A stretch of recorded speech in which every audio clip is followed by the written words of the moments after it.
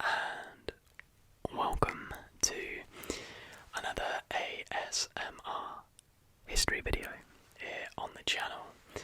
Now today, as you can tell by the title, we are taking a look at the Falklands War. The Falklands War.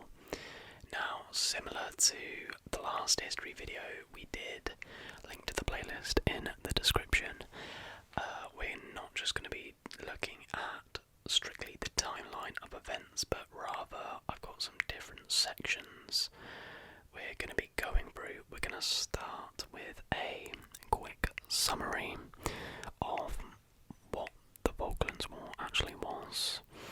We're then going to give some background to the conflict.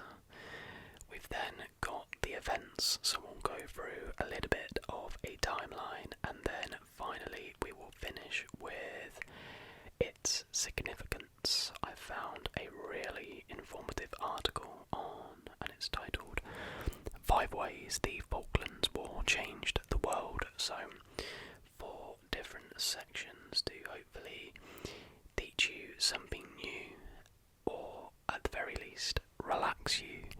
Thank you very much to the people who requested this topic, and feel free to comment your suggestions for history videos, conspiracy theory videos, just any kind of video. I read them all, and a lot of the times your ideas get done because I aim to please.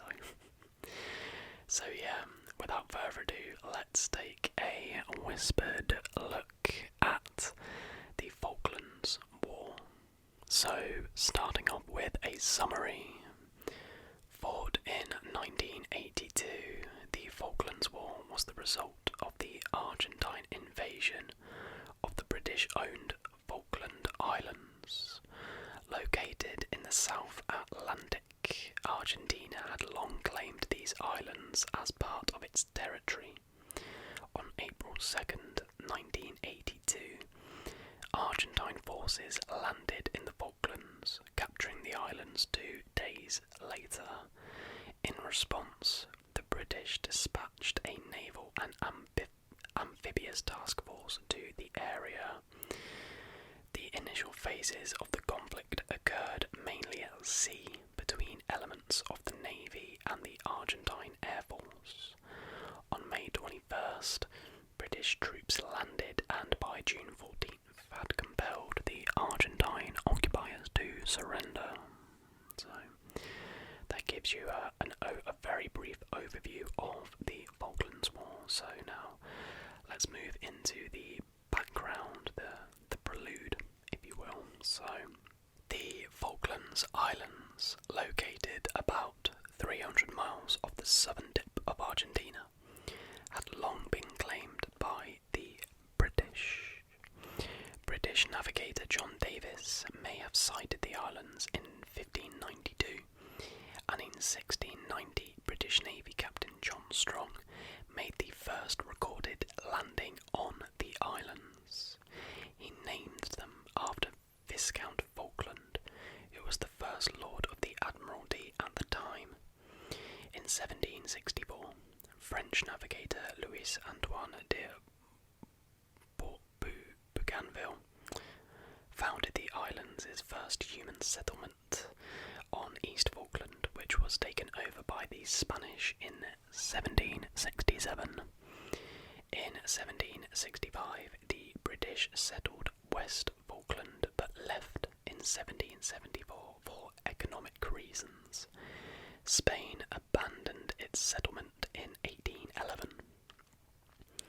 In 1816, Argentina declared its independence from Spain, and in 1820 proclaimed its sovereignty over the Falklands. The Argentines built a fort on East Falkland, but in 1832 it was destroyed by the USS Lexington in retaliation for the seizure of US SEAL ships in the area. In 1833, a British force expelled the remaining Argentine officials and began a military occupation.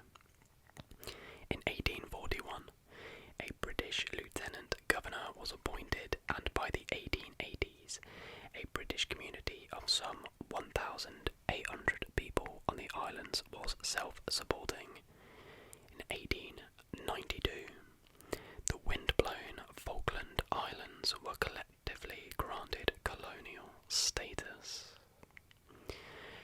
For the next 90 years, life on the Falklands remained much unchanged, despite persistent diplomatic efforts by Argentina to regain control of the islands. In 1981, the 1,800 Falkland Islanders, mostly sheep farmers, voted in a referendum to remain British, and it seemed unlikely that the Falklands would ever revert to Argentine rule.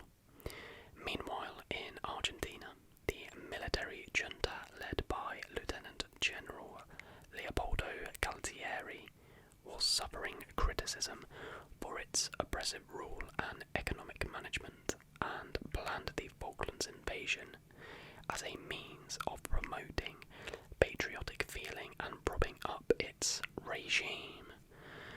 So that gives you a little introduction to what the Falklands were, its history in terms of ownership, and the slight build-up coming into the start of the conflict. So that's sections 1 and 2 done. Let's move on to the events of the Falklands War. So, in early 1982, President Leopoldo Galtieri, the head of Argentina's ruling military junta, authorised the invasion of the British Falkland Islands. The operation was designed to draw attention away from human rights and economic issues at home by bolstering national pride and giving teeth to the nation's long-held claim on the islands. After an incident between British and Argentine forces on nearby South Georgia Island, Argentine forces landed in the Falklands on April 2nd. The small garrison of Royal Marines resisted. However, by April 4th, the Argentines had captured the capital at Port Stanley. Argentine troops also landed on South Georgia and quickly secured the island. British response. After organising diplomatic pressure against Argentina, Prime Minister Margaret Thatcher ordered the assembly of a naval task force to retake the islands. After the House of Commons voted to approve Thatcher's actions on April 3rd, she formed a war cabinet which first met 3 days later.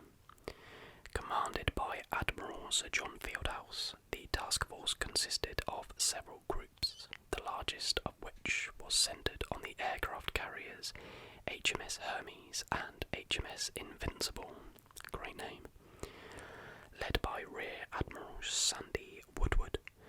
This group contained the Sea Harrier fighters that would provide air cover for the fleet.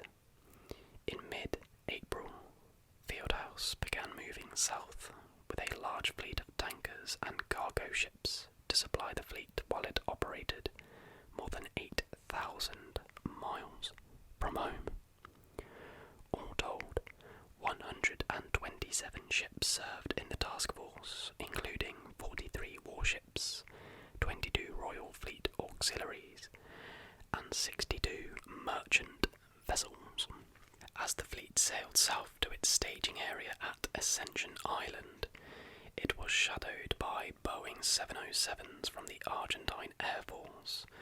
On April 25th, British forces sank the submarine ARA Santa Fe near South Georgia shortly before troops, led by Major Guy Sheridan of the Royal Marines, liberated the island.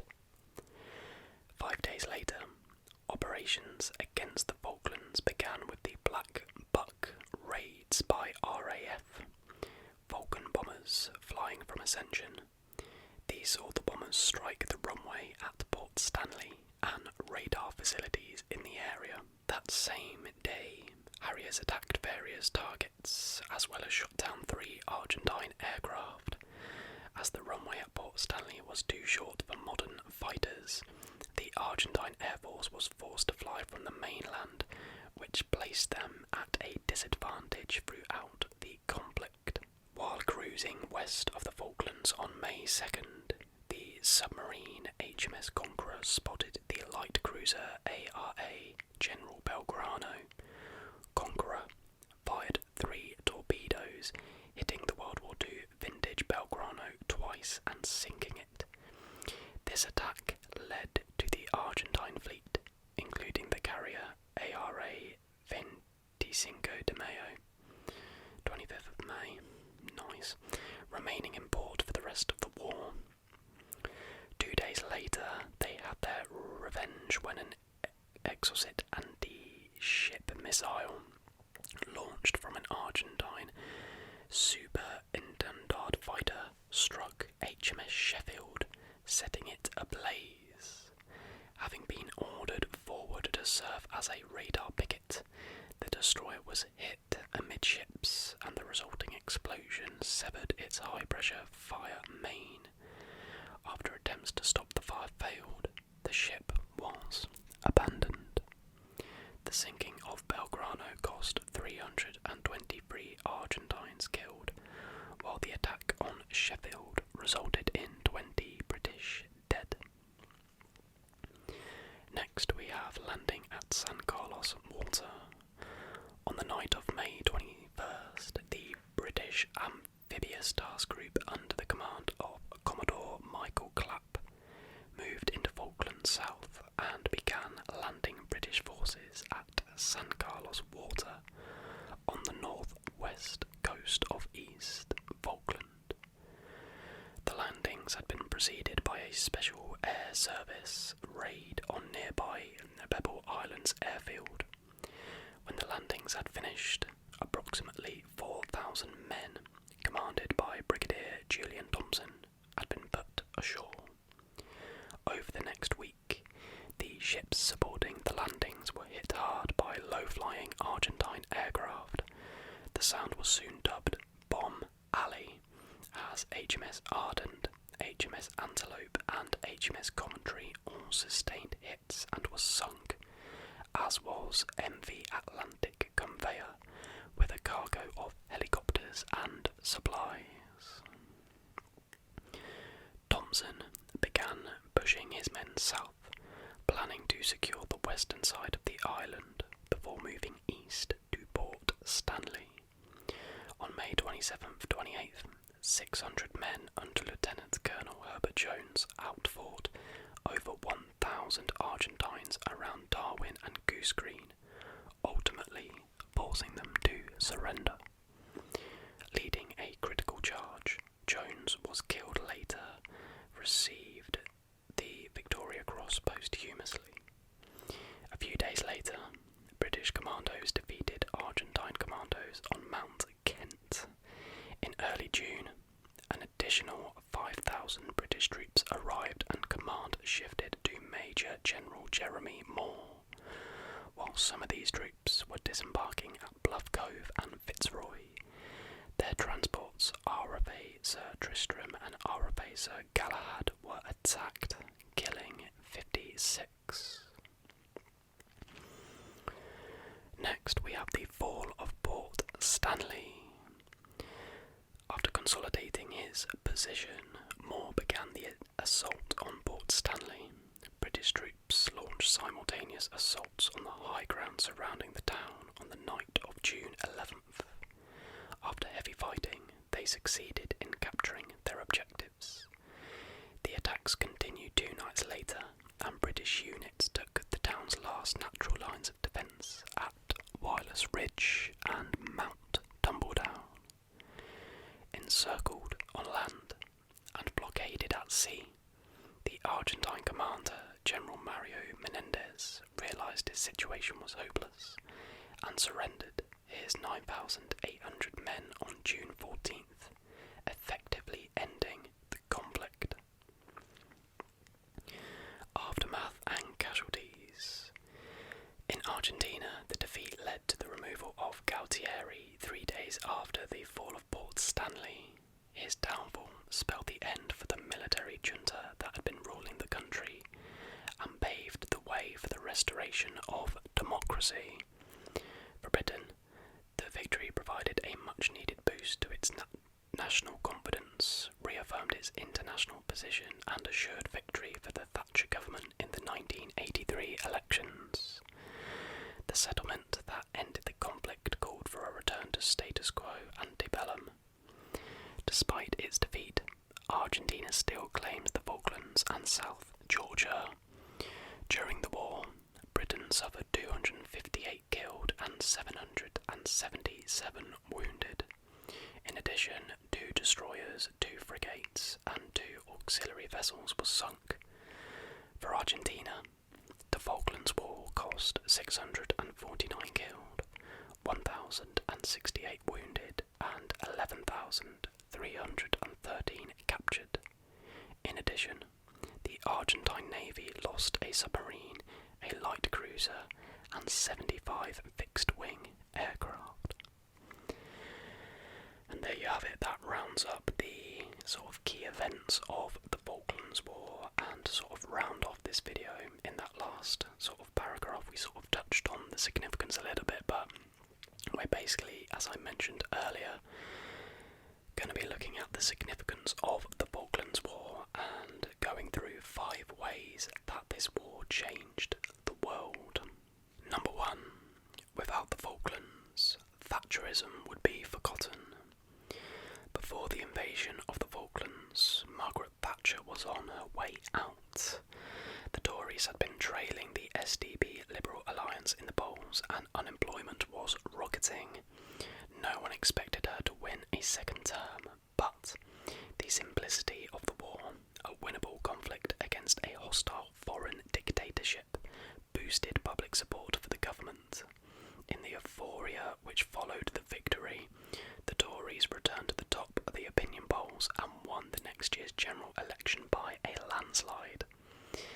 Of course, the creation of the alliance split the anti-Thatcher vote and helped her to victory, but the war marked a turning point in the Iron Lady's fortunes. Without it, she would not have been able to remake the country. Number 2. The Falklands hastened the end of the Argentinian dictatorship. The lead-up to the war was typified by rebellion and political manoeuvres in Buenos Aires. There was widespread unrest against the military junta, which was undergoing significant transfers of power, and an economic crisis was hammering the Argentinian people. A new junta under General Leopoldo Galtieri came into power in December 1981. His admiral, Jorge Anaya, reasoned Britain would not respond to an invasion, a conclusion which obviously proved misguided.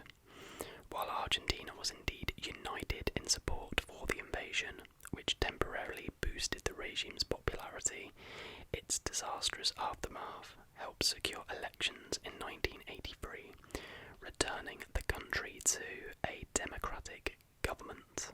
Number 3. The Falklands changed the world's perception of female leaders. Anyone with a cursory knowledge of history will be well aware that women can be just as violent and bloodthirsty as men, but perceptions do not always bend to documented reality. For millions of people around the world, the Falklands was the first time they had seen a female leader handle a major military conflict. Thatcher recovered from the shock of the invasion with a military strategy which could easily have gone wrong, especially if she had hesitated. She stood up to the Americans, who were torn between their allegiance to 2 separate allies, and she showed a steely disposition in the highly controversial decision to sink the Belgrano. Number 4. The life of the islanders improved dramatically. It seems difficult to remember now, but relations between Britain and the islanders were not always as easy as they are now. Before the invasion, economic liberalisation measures were frozen, as Whitehall went out of its way not to worsen the relationship with Buenos Aires. Afterwards, it was restarted. Britain invested again in the islands, and residents were offered British citizenship. A new constitution guaranteeing self-government was